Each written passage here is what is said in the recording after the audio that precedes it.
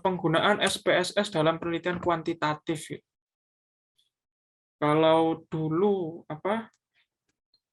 saya dulu waktu S1 di pertemuan kemarin sudah cerita gitu, hitungannya menghitung hasil kuesioner itu selalu manually menggunakan kita tulis tangan, kita hitung, dan itu memakan sangat banyak waktu karena kita harus membuka berbagai tabel dulu kalau di statistik ya. Nah, apa itu SPSS? SPSS adalah software pengolahan data statistik atau yang digunakan untuk analisis statistik interaktif atau batch. SPSS merupakan kepanjangan dari Statistical Package for the Social Science. Karena sekali lagi kita sebagai yang mempelajari tentang ilmu sosial itu paling tidak harus memahami bahwa semua itu tidak harus kita deskripsikan dengan word atau kata-kata, tetapi menggunakan angka itu pun bisa. Nah, yang kedua, SPSS biasa digunakan untuk pengolahan dan menganalisis data yang memiliki kemampuan analisis statistik. Intinya SPSS itu untuk mempermudah bagaimana kita peneliti atau researcher itu menganalisa data yang terkait dengan variabel atau populasi yang membutuhkan banyak sekali hitungan. Nah, itu secara singkat adalah SPSS. Ini sumber saya ambil dari merdeka.com 11 Februari yang terbit pada tanggal 11 Februari tahun 2021 tentang apa itu SPSS. Nah, ini saya sedikit singgung sejarah SPSS ya.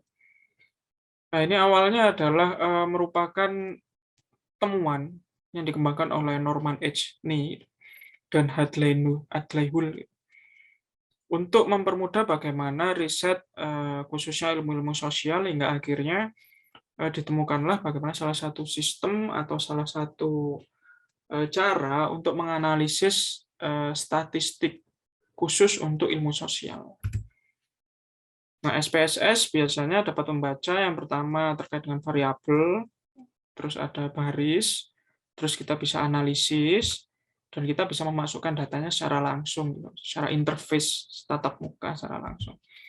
Nah, ini saya ambilkan dari sumbernya Pusdiklat BPS Go ID untuk membahas terkait dengan sedikit sejarah SPSS itu.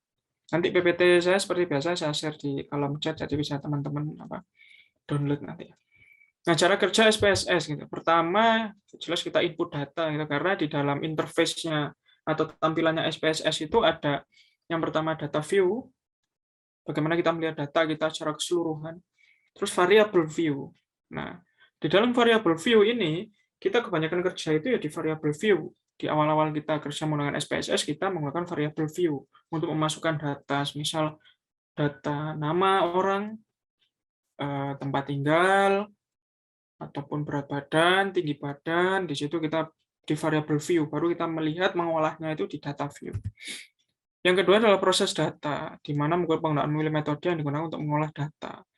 Di dalam toolbar SPSS ada yang istilahnya nanti analyze, di situ ada berbagai macam. Kita akan melihat normalitas data, misal mau atau uji validitas, di situ ada semua. Dan yang ketiga adalah output atau hasil analisis, gitu, untuk mengambil keputusan sesuai dengan metode yang digunakan apakah sesuai atau tidak. Ini sumber saya ambil dari bps.binus.ac.id. Nah, kelebihan SPSS mampu mengakses data dari berbagai jenis format yang ada, sehingga data yang sudah tersedia dalam berbagai format dapat digunakan langsung untuk melakukan analisis data. Nanti di dalam SPSS pun itu kita ada coding. Jadi, agak ribet memang penggunaannya, cuma kalau teman-teman sudah terbiasa pasti bisa lah menggunakan SPSS itu untuk analisis statistik. Tampilan data yang diberikan SPSS lebih informatif. Lebih informatif di sini interface atau tatap mukanya tadi yang saya katakan itu lebih bisa dipahami lebih cepat. Yang ketiga adalah informasi yang diberikan lebih akurat, karena SPSS sendiri memiliki informasi dengan memberikan kode alasan jika terjadi missing data. Contoh terkait dengan uji validitas dan reliabilitas. Insya Allah nanti akan kita praktikkan bareng-bareng ya. SPSS sendiri cukup mudah digunakan, di mana pengguna tidak perlu mempelajari bahasa programming. Cuma kita perlu coding nanti.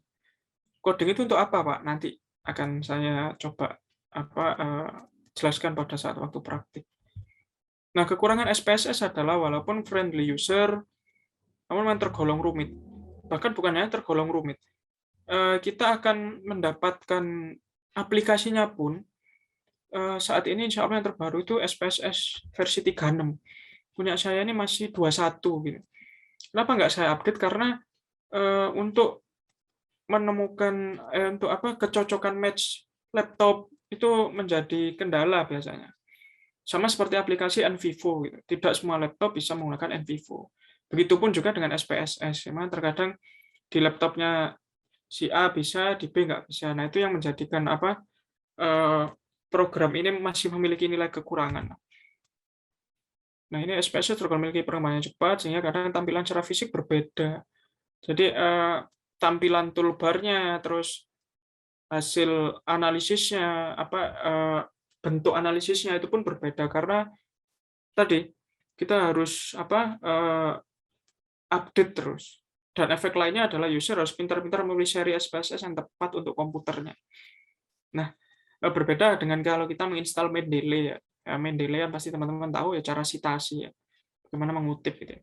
Sedangkan SPSS ini kita lihat dulu spesifikasi PC ataupun laptop kita masing-masing apakah tadi sesuai atau tidak. Terdapat banyak versi SPSS yang beredar sehingga pemilihan SPSS harus sesuai dengan komputer yang kita gunakan. Jadi harus betul-betul trial and error lah.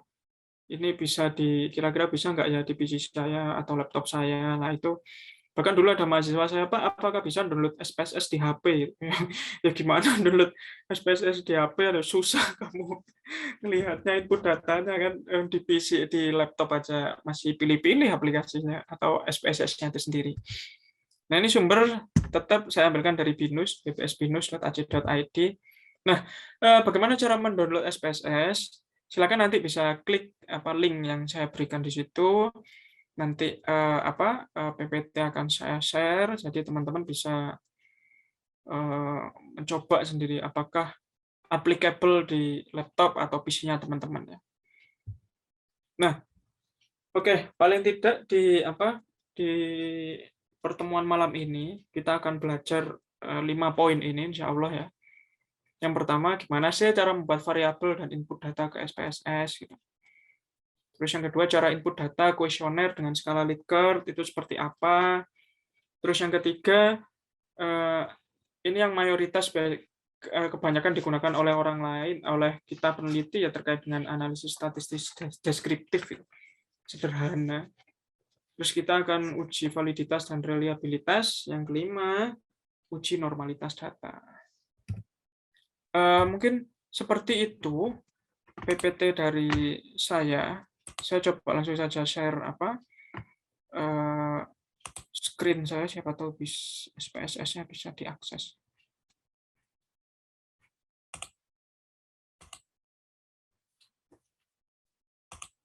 Di layar teman-teman sudah berubah ke tab-nya SPSS betul? Ke tabelnya SPSS betul? Sudah? Sudah. Sudah ya, oke. Chat. Nah, ini kalau boleh tahu teman-teman sudah sebelumnya pernah menggunakan SPSS atau belum? Belum, Pak. Belum sama sekali nggak. Jadi kita sama-sama belajar di sini ya, paling tidak biar mengetahui. Nah, ini yang saya maksud tadi. Ini data view. Ya, ini adalah tampilan data view. Ini adalah tampilan belum pernah ya. Variable view. Nah, variabel di sini itu kalau teman-teman akrab dengan bagi kuesioner atau Google Form, biasanya kita bisa isi. Di sini kalau mengisi variabel itu tidak bisa menggunakan spasi. Jadi kalau memang ingin ada jaraknya atau space-nya gunakan underscore. Contoh di sini kita akan mengisi variabel terkait yang mudah diukur ya. Semisal tinggi badan. Ini disingkat dulu. Tinggi badan misalnya. Terus di enter. Ini nanti di setiap sini akan saya jelaskan insya Allah. Setelah tinggi badan, kita masukkan lagi berat badan. Gitu. Nah, ini contoh ya, contoh. Nanti contohnya bisa tergantung dengan penelitian teman-teman nanti. Terus yang jelas nama ya, nama responden itu kan jelas. Nah, contoh kita akan memasukkan 3 variabel ini. Nah, tipe kalau tinggi badan, berat badan itu kan angka ya atau numerik ya. Jadi itu teman-teman biarkan saja. Di sini ada pilihannya macam-macam. Ada koma, ada dot, titik ya atau scientific notation, semisal gelar atau apa. Ada tanggal, ada dolar, custom, string. Kalau saya ulangi lagi, kalau tipe datanya itu angka, semisal pendapatan, ya, pendapatan semisal berapa rupiah atau apa itu numerik. Sedangkan nama kan bukan angka. Nah, kalau nama teman-teman pilih string. Nah, jadi ingat-ingat. Agar nanti terbaca. Terbaca di mana, Pak? Terbaca di data view namanya. Karena nanti kalau teman-teman biarkan numerik atau angka, pada waktu akan mengisi di data view, ini tidak akan tidak akan terisi. Dalam artian software akan memberikan penanda bahwa kamu salah input. Gitu. Asalnya seperti itu. Nah, width ini kita biarkan saja, biasanya 8 itu normal. Nah, desimal. Kalau kita berbicara tinggi badan, kan kebanyakan kan 170,1 gitu kan. Ini tergantung dari belakang koma sih sebenarnya, angka di belakang koma mau berapa gitu. Misal kita bikin 1 gitu. Terus kalau berat badan kan biasanya 70,5 atau 70,4, berarti kita samakan 1 juga. Agar memudahkan kita membaca angka, tidak terlalu banyak komanya gitu loh di belakang nanti hasilnya. Itu yang bikin bingung. Oke, jadi sampai sini teman-teman ada pertanyaan sebelum saya lanjutkan? Bisa dipahami nggih? Insya Allah bisa, Pak. Insya Allah bisa. Oke, nanti bisa ditanyakan. Nah, nama orang kita biarkan kosong. Ya, nama orang kita biarkan kosong. Oh, mungkin saya tambahkan ini yang biasanya apa? Jenis kelamin. Jenis kelamin kan itu kan apa? Biasanya kan sangat sering masuk kuesioner. Jenis kelamin, mohon maaf kelupaan.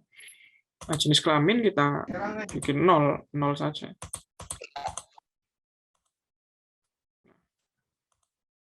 Nah, pada saat di label ini nanti itu terkait dengan apa yang ada di data view.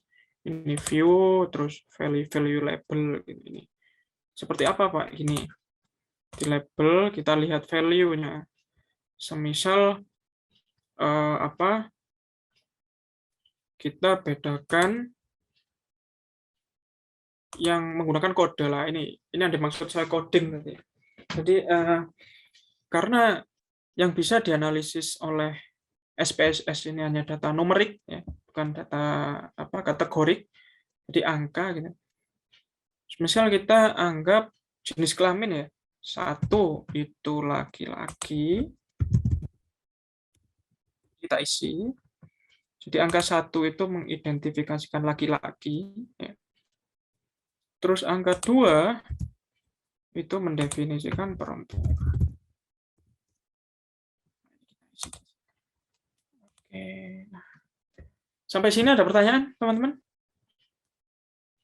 Apakah bisa, maksud saya, apakah bisa mengikuti gitu? Bisa, Pak. Bisa ya, oke. Nah ini sekali lagi kalau untuk coding tadi kita di value ini nanti akan terlihat di sini ya. Di data view ini adalah tampilan akhir nanti. Missing kita biarkan, kolom juga kita biarkan. Lah ini measure yang penting, hitungan. Kalau tinggi tinggi badan itu kan biasanya skala ya. Skala ya. Terus berat badan kan skala juga. Nama ini kita bikin nominal karena semuanya sama gitu. Terus jenis kelamin juga nominal gitu. Karena jenis kelamin kan nggak mungkin kita ordinal. Pasti nanti muncul derajat laki-laki lebih tinggi daripada perempuan, perempuan lebih tinggi daripada laki-laki itu kan agak lucu. Ya. Nah, setelah kita interface ya, ini tampilan, baru kita lihat ke data view. Nah, ini sudah ada tinggi badan, berat badan, nama, dan jenis tulis di sini variabel view. Nah, kalau di dalam kolom variabel view, angka 1 sampai ke bawah ini menunjukkan variabel. Sedangkan di data view, angka 1 sampai ke bawah ini menunjukkan responden. Bisa dipahami ya perbedaannya. Kalau di variabel, angka 1 sampai ke bawah ini menunjukkan apa variabel yang akan kita teliti, ini tergantung kuesioner kita berapa pertanyaan. Di data view, 1 sampai ke bawah ini adalah responden. Ya, kalau teman-teman respondennya ada 1000, ya berarti ke bawah terus sampai 1000. Kalau ada 10 ya 10. Oke, misal di sini kita isi tinggi badan semisal 170. Oke. Terus salah ini saya kolomnya seharusnya nama terlebih dahulu. Tinggi badan responden yang kedua semisal 165. Terus yang ketiga mungkin 177. Yang keempat 176. Yang kelima 180. 80 misal. Nah, kita bisa hilangkan 0 ini. Kalau teman-teman kebingungan membaca datanya, dihilangkan di mana, Pak? Di sini, di variabel view. Tinggi badan, desimalnya kita hilangkan. 0. Nah, di sini pun hilang. Jadi, kalau teman-teman tadi untuk kebingungan membaca ada berapa koma, karena tinggi badan kan, kalau ini kan lebih enak, gitu, lebih utuh data angkanya. Gitu. Hilangkannya di mana, Pak? Saya menambahkan di sini. Di kolom desimal ini. Oke, setelah tinggi badan kita isi berat badan, semisal responden pertama, responden kedua 76, responden ketiga 77, responden keempat 78, responden kelima 74 atau 73 gitu. Ini kan sama, ini kan kalau teman-teman ini tergantung pribadi ya, kalau memang dengan ada satu angka di belakang koma bisa memahami atau membaca it's okay. Tapi kalau saya lebih enak saya hilangkan variabel view-nya desimal di sini biar 0. Nah, ini tinggi badan, ini berat badan. Nama responden yang pertama misal Agus. Enter lagi responden kedua Budi. Responden ketiga Chandra misalnya. Responden keempat Yanto. Responden kelima kita isi Rini. Nah, sampai sini ada pertanyaan atau saya kecepatan? Bisa saya ulang penjelasan saya? Silakan, teman-teman. Kalau ada pertanyaan? Belum, Bang. Belum ya? Oke, siap. Nah, ini adalah salah satu ini cara awal kita. Ini berguna juga pada saat teman-teman menginput data kuesioner yang masuk, menginput data hasil Google Form yang masuk, kuesioner dengan skala Likert macam-macam. Nah, setelah dari situ jenis kelaminnya, Gus. Nah, laki-laki.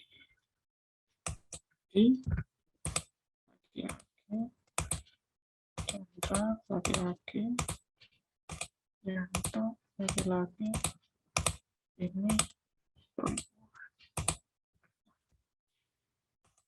Ini adalah contoh bagaimana kita menginput data ke SPSS. Jadi kita lihat dulu variabel apa yang akan kita teliti. Di sini bisa berbeda nanti, misal ditambahi pertanyaannya teman-teman, tapi pertanyaannya jangan di-copy di sini, jangan di-paste di sini. Tapi ibarat pertanyaan pertama kita ambil X1 gitu. Terus pertanyaan kedua X2 gitu. Nah, seperti itu dan seterusnya.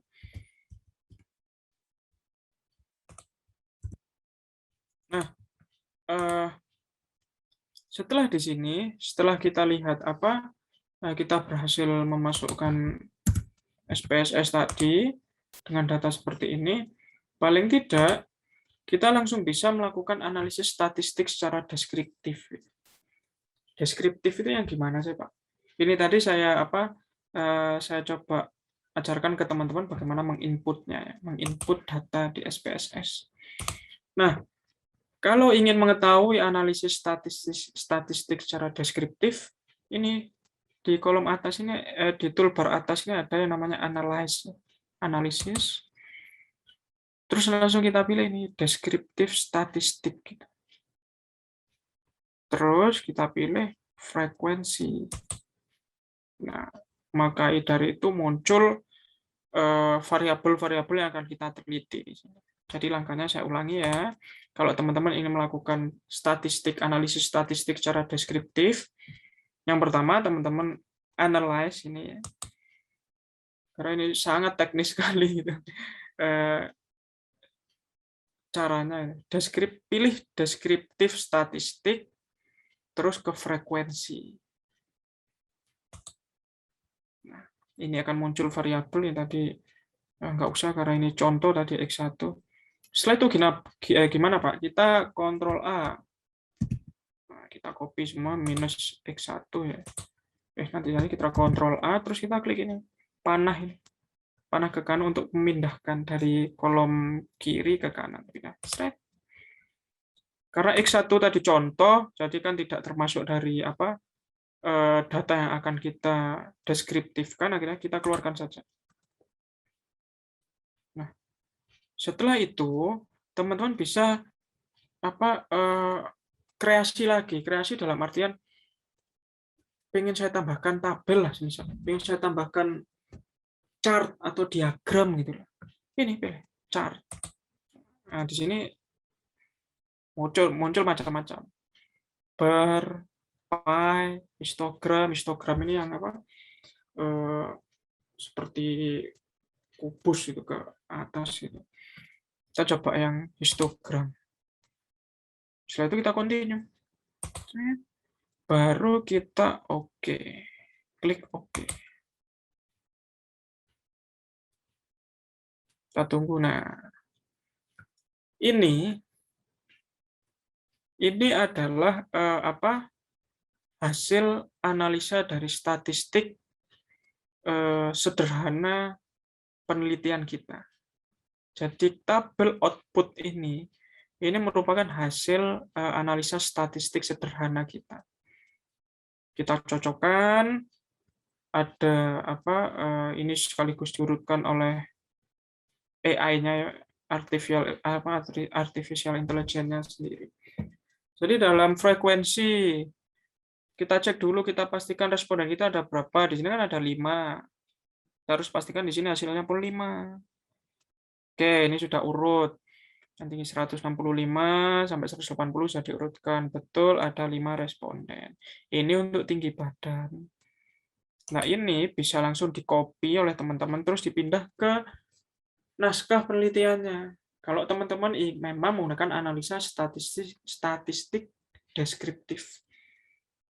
Jadi nggak usah diketik ulang di Word, di tabel Word-nya, tapi langsung tabel ini bisa di-copy.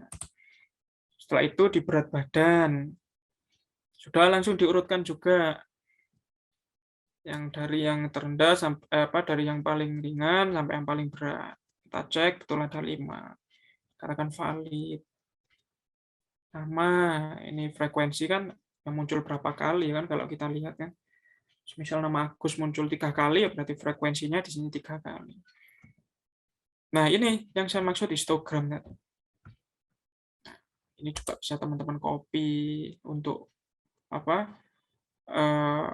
menambah atau mengisi laporan risetnya semisal. Kan kemarin saya di pertemuan tanggal 9 itu saya juga berbicara bahwa angka dalam ilmu sosial itu tidak hanya kita sajikan dalam bentuk angka gitu, tapi kita juga sajikan dalam bentuk ada deskriptifnya. Semisal ini di copy, di Word, terus ditulis. Untuk tinggi badan ternyata frekuensi yang paling muncul itu atau yang paling tinggi terletak pada tinggi badan 175 gitu. Karena mungkin muncul 2 kali karena alasan apa bla bla bla bla itu. Sampai sini bisa dipahami oleh teman-teman? Atau ada pertanyaan silahkan. Bisa dipahami nggih, teman-teman nggih? Kalau memang belum paham atau apa, saya ulangi lagi dari awal. Bisa, Gimana? Pak. Bisa ya? Oke, nah ini adalah contoh statistik sederhana. Ya, ini adalah contoh statistik sederhana. Terus bagaimana Pak kalau semisal kita akan memasukkan data kuesioner kita? Nah, ini kalau berbicara data kuesioner, sebentar saya close dulu aplikasinya ini.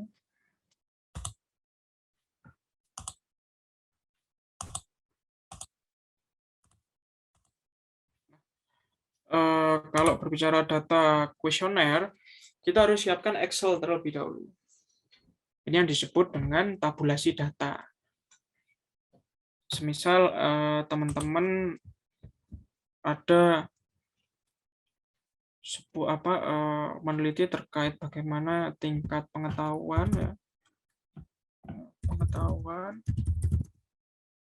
yang dikorelasikan dengan sikap pengetahuan terhadap ini Excel saya terlihat kan ya? Terlihat ya. Nah, ini adalah contoh bagaimana kita memasukkan data dari kuesioner yang kita dapat. Terus kuesioner itu kan kita tabulasi, kita hitung. Kan nggak cuma asal kuesioner gitu. Semisal pengetahuan gitu. Kita tulis di sini, semisal kita umpamakan pertanyaan nomor 1 itu X1 gitu. X1.1. Terus pertanyaan nomor 2 itu X1.2. Semisal ada 5 pertanyaan ya teman-teman sampai X1.3, terus X1.4, terus ada X1.5. Terus di sini di akhir ada total, nanti kita total. Ini misal pertanyaan dari kuesionernya teman-teman. Misal pertanyaan nomor 1, apakah pengetahuan yang saudara ketahui gitu. Tapi sekali lagi di SPSS itu kan hanya angka yang bisa ditabulasi gitu. Kalau kategorik kita nggak mungkin tulis pertanyaannya di SPSS. Jadi yang kita masukkan adalah angka-angka saja. Terus di kolom akhir ini ada total. Total ini apa Pak? Ya kita kan kalau menggunakan skala Likert ya. Semisal untuk skalanya sangat tidak setuju itu sama dengan 1. Terus setuju atau tidak semisal setuju gitu ya. Setuju sama dengan 2. Kan seperti itu kalau skala Likert ya, teman-teman. Nah, ini kita bisa akses indikatornya terserah teman-teman, bisa dibalik dari sangat tidak setuju, terus tidak setuju, terus tidak tahu, terus setuju, dan sangat setuju. Kan seperti ini kan ya? Biasanya kalau skala Likert ya, teman-teman sudah mengerti kan ya skala Likert ya? Sudah ya? Oke. Paling nggak saya nggak perlu jabarkan lah. Jadi inilah patokan yang kita gunakan kalau skala Likert. Ini terserah teman-teman sih. Tapi yang umumnya kan seperti ini. Sangat tidak setuju, tidak tahu, setuju dan sangat setuju. Gitu. Semisal pertanyaan nomor 1. Gitu. Ini proses tabulasi data dulu ya. Pertanyaan nomor 1. Gitu. Ternyata semua setuju. Gitu. Misalnya ada 5 responden, jadi ada 1, 2, 3, 4, 5. Pertanyaan nomor 2. Mungkin ada yang setuju, mungkin ada yang tidak tahu, atau yang setuju, atau bahkan yang tidak setuju, atau sangat tidak setuju. Ini tergantung dari kuesionernya teman-teman nanti ya. Jadi kalau skala Likert kan penghitungannya seperti itu. Nah, mungkin di sini juga saya bikin setuju, sangat setuju, terus tidak tahu, terus tidak setuju, sangat tidak setuju, terus setuju. Begitupun sampai akhir. Ini kita buat contoh aja ya berarti ya.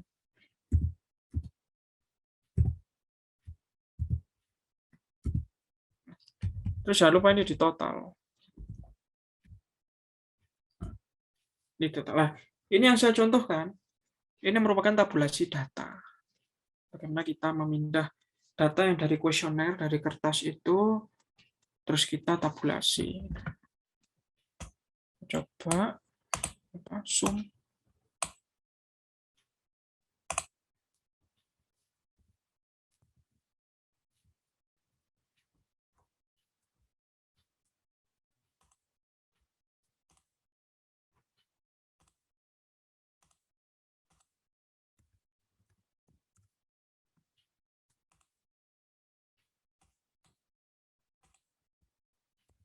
Error. Nah, pokoknya intinya gini ya teman-teman, kita jumlah dulu berapa totalnya. Ini kan 24. Terus 10, 20. 20 juga. 15.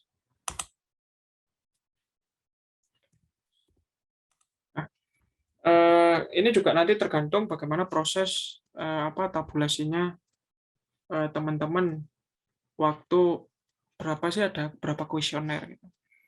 Nah, kita kembali buka SPSS-nya tadi.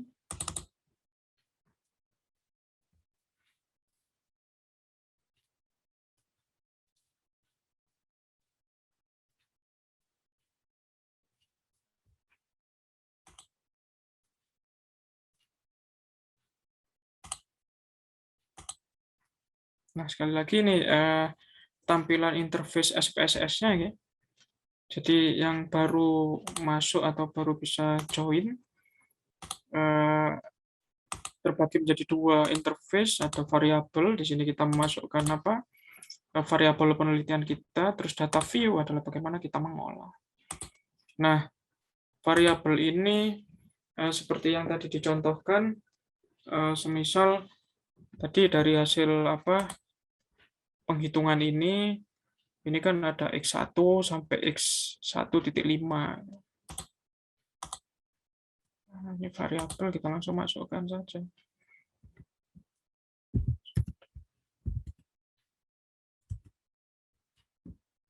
X1.1, X1.2, X1.3, X1.4.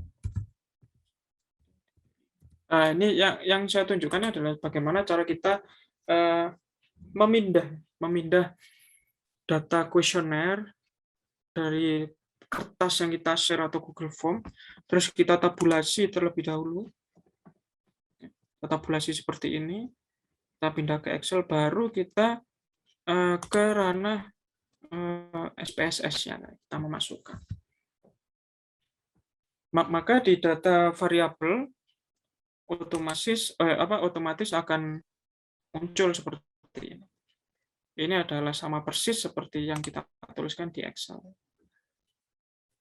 Oh ya, jangan lupa kita totalnya juga diisi.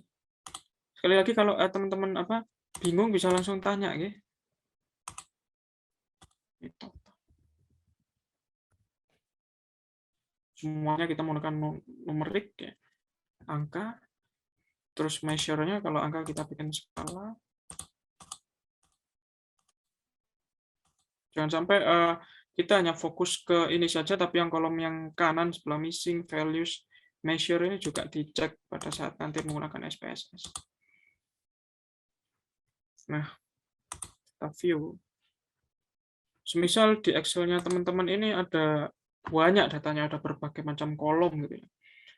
Terus kita kan nggak mungkin input satu-satu per angka gitu ke sini. Langsung saja kita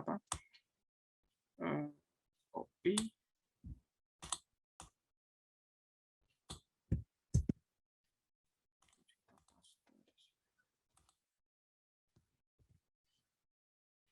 Nah, begitu cara singkatnya untuk memindah tabulasi data ke SPSS. Ya. Jadi nggak perlu diinput satu persatu tadi. Nah, di sini kan kalau skala Likert, sekali lagi, 00 di belakang, 2 angka di belakang koma ini bisa dihilangkan di mana? Di variable view, di desimal ini. Coba kita bikin kosong semua ya, biar kita enak membacanya, mudah. Tapi ini kembali ke pribadi masing-masing, mau suka menggunakan 2 angka belakang koma atau apa. Tapi kalau saya pengennya mudah. Nah, nggak jauh beda kan, pasti nggak berbeda kan dengan hasilnya ini ya. 4, 20, 20, 20 gitu. Nah, ini yang dimaksud dengan tabulasi data. Jadi saya tadi sudah memberitahu terkait bagaimana kita cara input variabel di SPSS. Terus saya juga sudah bagaimana kita mengubah data dari kuesioner kertas, misal kita bagi kertas gitu ya. Terus kita tabulasi dulu ke Excel. Kalau menggunakan skala Likert ini angkanya sangat tidak setuju, poinnya 1, sampai sangat setuju, poinnya 5. Setelah kita tabulasi di Excel, kita pindah ke SPSS. Selanjutnya Pak, setelah ini, kalau teman-teman ingin melihat uji frekuensi atau statistik deskriptif lagi, itu bisa saja dilihat. Maksudnya, misal tadi saya contohkan yang analisis deskriptif ya, yang frekuensi. Ini kita Ctrl A, terus kita pindah juga. Sekali lagi totalnya nggak usah di input. Totalnya fungsinya apa Pak? Ya untuk kita menyamakan data, namanya tabulasi pemindahan. Jadi apapun yang ada di SPS, di tabulasi data teman-teman, total atau apa, itu tetap harus masuk ke SPSS-nya. Terus kita mau lihat chart, gitu. Pie chart, misalnya. Continue, oke. Kita tunggu hasilnya. Nah, jadi ini adalah salah satu bagaimana cara kita membaca statistik deskriptif seperti ini. Nah, selanjutnya yang akan saya contohkan adalah bagaimana cara kita melihat atau ingin mencari terkait uji validitas gitu. Apakah kuesioner kita ini valid atau tidak, reliable atau tidak gitu. Sama caranya kita tetap ke klik analyze ya. Klik analyze, di sini akan banyak sekali macam-macam bagaimana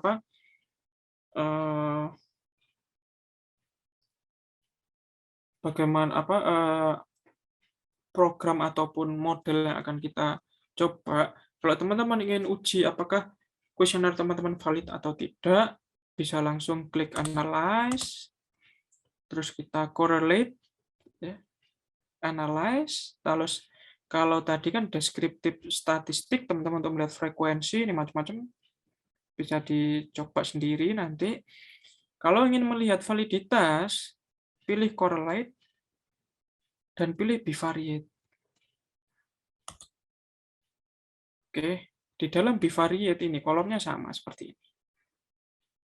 Kita langsung Ctrl A, karena ini semua adalah variabel dari kita, variabel dari penelitian kita.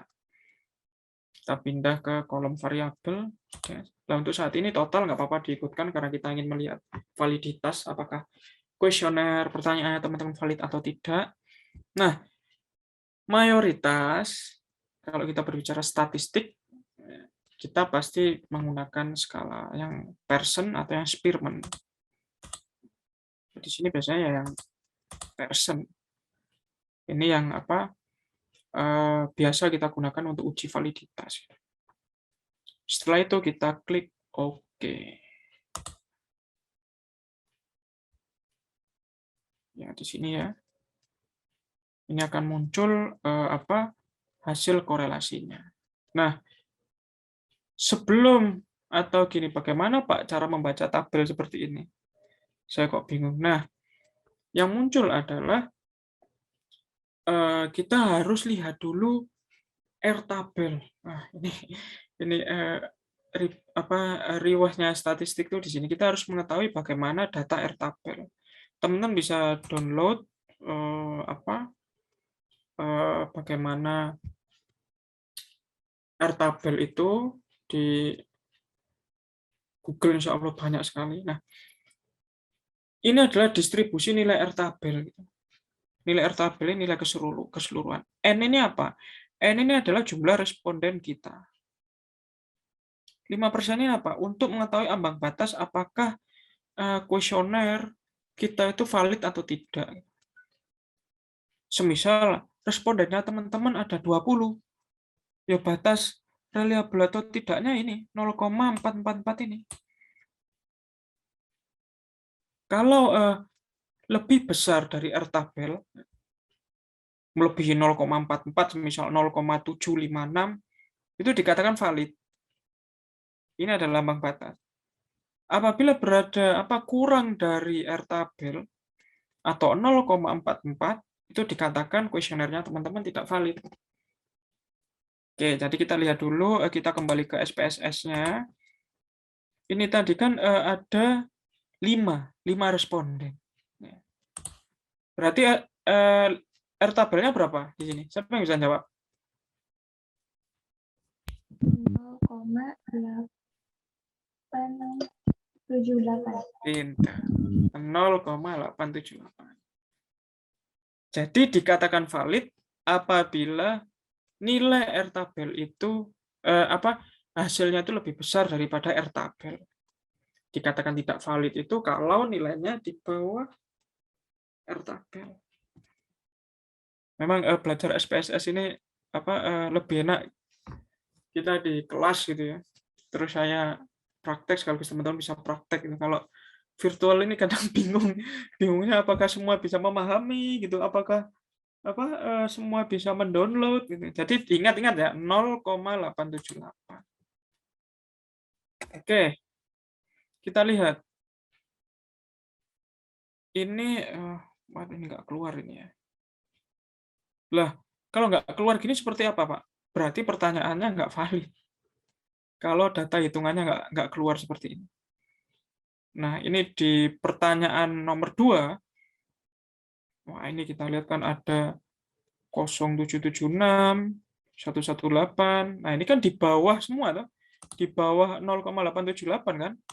Berarti bisa dikatakan kuesioner saya itu kalau dilihat dari signifikansinya itu kurang valid. Terus bagaimana, Pak? Semisal teman-teman ada 10 pertanyaan,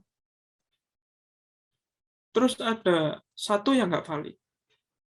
Pertanyaan saya, teman-teman mau rubah semua atau yang 1 ini dihilangkan?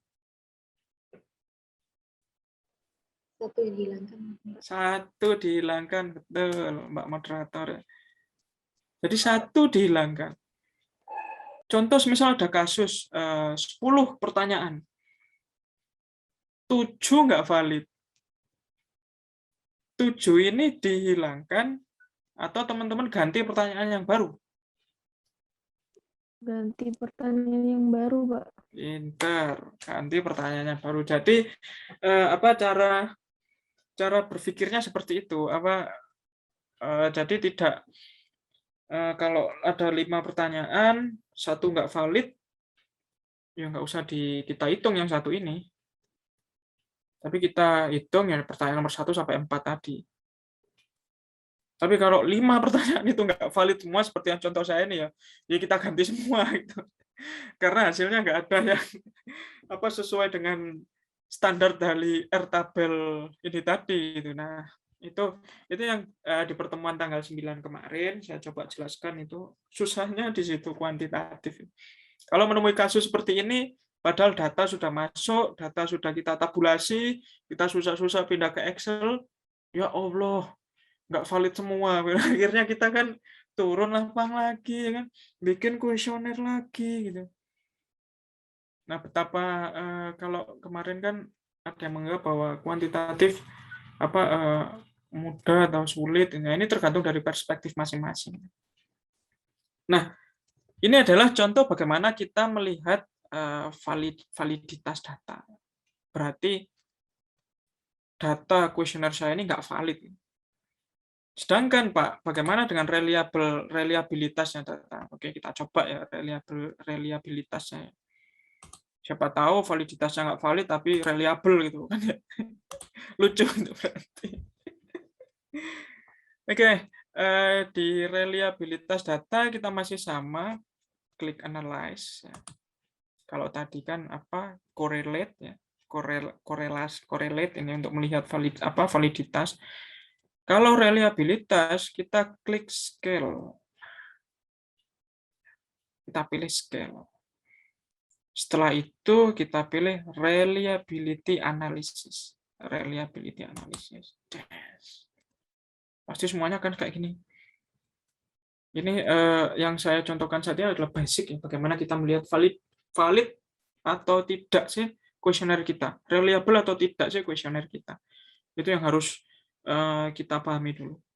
Sama, Ctrl A, kita langsung pindah. Nah, untuk reliable, untuk validitas kan total tadi saya masukkan, betul kan ya? Tapi kalau reliable kita nggak usah masukkan totalnya. Kita nggak usah masukkan. Nah, setelah itu kita langsung melihat apakah ini itu termasuk model yang mana. Maksud saya termasuk reliable atau tidak, kita klik statistik. Nah, di sini kan banyak nih macam-macamnya. Mau yang deskriptif, mau yang analisis ANOVA, mau yang bukan inter Milan ya, inter item atau summary. Nah, karena teman-teman ingin menguji reliabilitas, kita pilih scale if item deleted. Jadi ini seperti kita baca buku manual ya buku manual lah, misal baru beli HP kan pasti ada dashboard-nya, ada manual gimana cara nyalakan. Nah, ini rumus dari SPSS itu seperti ini. Kalau kita melihat validitas, tadi klik analyze, correlate, terus bivariate. Terus kalau pengen reliabilitas, analyze, scale, terus reliability, terus kita masukkan tadi yang kolom kita pindah tadi baru ke statistik. Setelah itu, setelah scale, kita pilih scale if item deleted, kita langsung pilih continue. Baru oke. Nah, akan keluar di sini hasil apakah kuesioner kita ini reliable atau tidak. Dikatakan reliable apabila kita fokus ke nilai alpha. Alpha. Karena kita melihat nilai kalau pengen reliability ini alpha Cronbach biasanya. Karena tadi ada statistik person product moment, terus ada alpha di sini. Kita bisa melihat bagaimana reliable atau tidak. Lah, dikatakan reliable apabila nilai R tabel itu lebih besar daripada alpha Cronbach. Tadi nilai R tabelnya berapa? Kalau teman-teman ingat. Ya, 0,878 ya. Ingat dikatakan valid apabila R tabel itu lebih besar daripada alpha Cronbach. Jadi kuesioner saya ini reliable atau tidak? Gimana?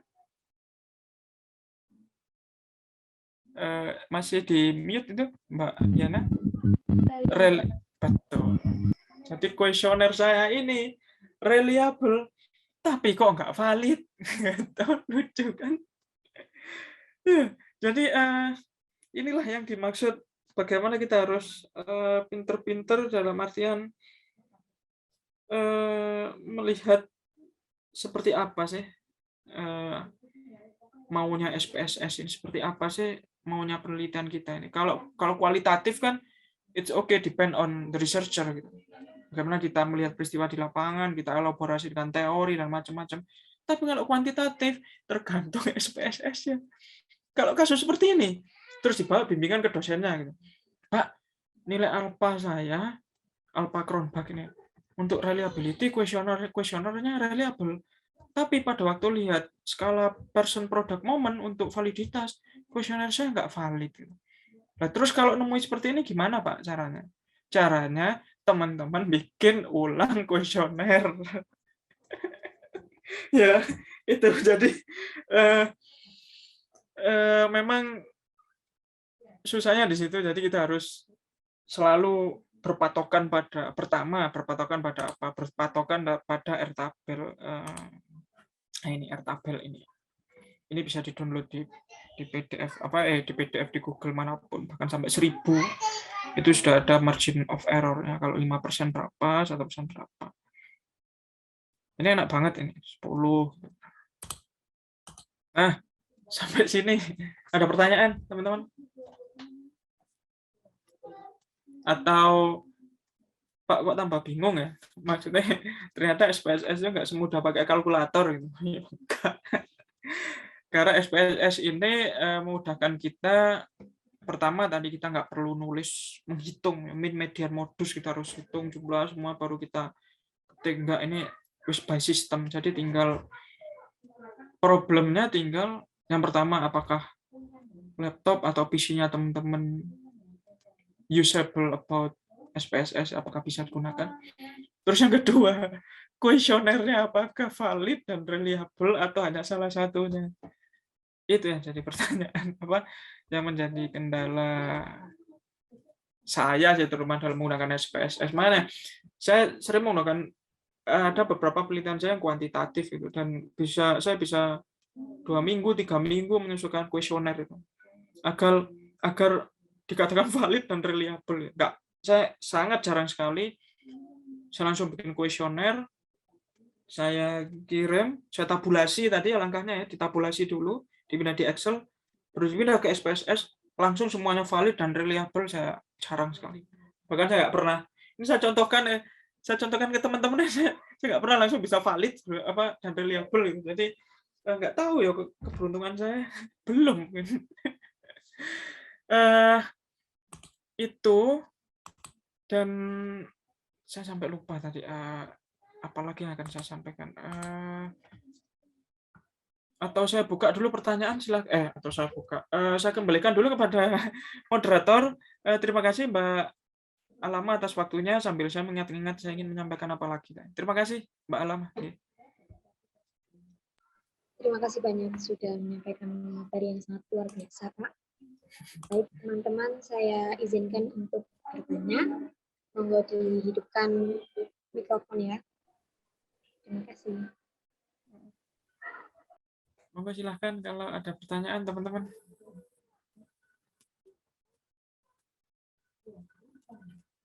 Ini sudah ada yang bisa download. PPT saya belum saya kirim ya. Bentar. Kirim. Apakah sebelumnya sudah ada yang coba download SPSS gitu dan berhasil atau gimana? Atau belum? Belum ya? Untuk downloadnya itu di Play Store maupun di ini, Pak? Untuk teman-teman downloadnya itu bisa ini di slide saya ini ada di 2 slide terakhir, insya Allah di situ ada silakan diikuti. Itu saya ambil dari Google gitu, bisa di download. Downloadnya biasanya di Google gitu. Atau nanti kalau memang teman-teman kesulitan atau apa, bisa langsung email saya di sini. Nanti saya kirimi apa programnya juga nggak apa. Nanti teman-teman ekstrak sendiri kompatibel dengan laptopnya atau tidak. Ini bisa silakan di sini. Gitu, teman-teman, silakan ke pertanyaan. Ini yang saya sampaikan tadi itu merupakan mayoritas. Gitu. Kita sebagai peneliti kuantitatif itu menggunakan SPSS ya. Jelas pertama validitas dan reliabilitas. Terus analisis deskriptif, ya kan? Bagaimana kita hanya ingin memunculkan frekuensi, terus kita tambah gambar-gambar atau apa itu menggunakan analisis deskriptif. Dan yang terpenting adalah bagaimana teman-teman bisa ingat apa itu data view, apa itu variable view. Dan tadi cara-caranya jangan sampai lupa. Jadi kalau memang saat ini ada yang lupa gitu, Pak gimana lupa? Saya masih ada waktu, saya coba create lagi nggak apa-apa. Silakan.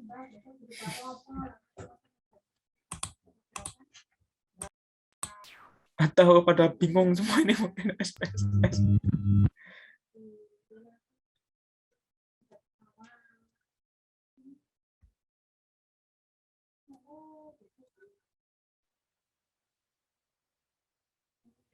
Ya gimana? Suaranya noise, Mbak Diana, mungkin headsetnya atau apa gitu kok ger gitu.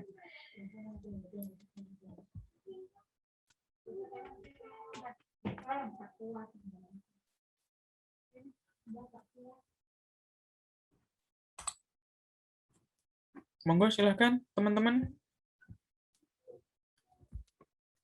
Pak, saya bingung. Moderator itu ada yang bertanya. Oh ya Pak, Oh iya. Ada di kolom chat. Zahra. Dari Zahra. Oke. Saya masih bingung, di R tabel itu ada yang 5% sama 1% itu bedanya apa ya Pak? Karena tadi saat Bapak menjelaskan R tabel, Zoom saya out sendiri Pak. Saya present dulu R tabel. Distribusi ini. Nah ini. Sudah terlihat nggak di layarnya teman-teman? Ini Pak Santun. Nah. Nilai R tabel signifikansi 5 sampai dengan 1%. Signifikansi ini merupakan hasil hitung SPSS teman-teman tadi. Signifikansi ini bagaimana kalau di kolom-kolom tadi, waduh sudah saya aneh. Contohnya gini, 5% ini kita peneliti bisa ketahui dari mana Pak? Dari contoh populasi sampel. Kita mau ambil sampelnya 5% atau 1%. Seperti itu. Paling tidak cara mudah memahaminya, signifikansi 5% dan 1% ini. Namun, yang menjadi hitungan adalah apakah dengan hanya kita mengambil sampel 5% dari keseluruhan populasi, itu bisa menjawab hipotesis atau menjawab permasalahan yang kita teliti. Begitupun sama dengan yang 1%. Karena kita logikanya kita menggunakan sampel, nggak mungkin kita semua kita hitung gitu. Ada seluruh masyarakat Indonesia ada berapa ratus juta kamu hitung semua nggak mungkin. Maka dari itu maksimalnya adalah 1000. Maksimal responden atau populasi dari metode kuantitatif ini ada 1000. Selebihnya itu ini merupakan pakem ya. Tabel ini merupakan pakem ini tadi, level of significance. Pakem jadi baik di Indonesia pun di luar ya pakem ini yang digunakan. Jadi minimal 3 responden, maksimal 1000. Mungkin seperti itu, Mbak Moderator, Mbak Alamah. Bagaimana Mbak Zara, apa sudah bisa